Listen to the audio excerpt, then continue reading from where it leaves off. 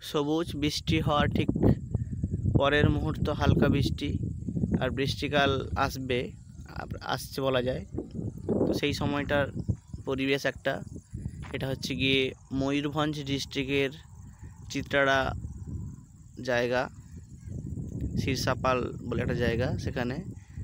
তো ময়ূরভঞ্জ ডিস্ট্রিক্টটা পুরোটাই এইরকম সবুজ মাঠ আর গাছ জঙ্গলের ভরা, বসতি অনেক দূর দূর রয়েছে।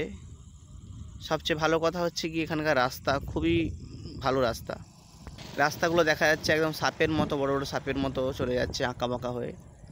তো জিজ্ঞেস করেছিলাম মানুষকে, তারা বলছে যে রাস্তা ভালো ছিল, চওড়া ছিল, কিন্তু রিসেন্ট 3-4 বছরে আরও ভালো ডেভেলপ হয়েছে।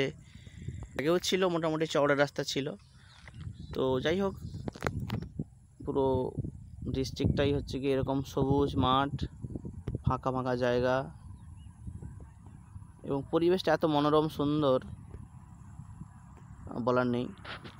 পুরো ময়ূরভঞ্জ ডিস্ট্রিক্টটা এইভাবে গ্রাম এবং হচ্ছে জঙ্গলে ভরা, তার মাঝখানে ছোট্ট ছোট্ট ঘর রয়েছে, সবুজ ভরা।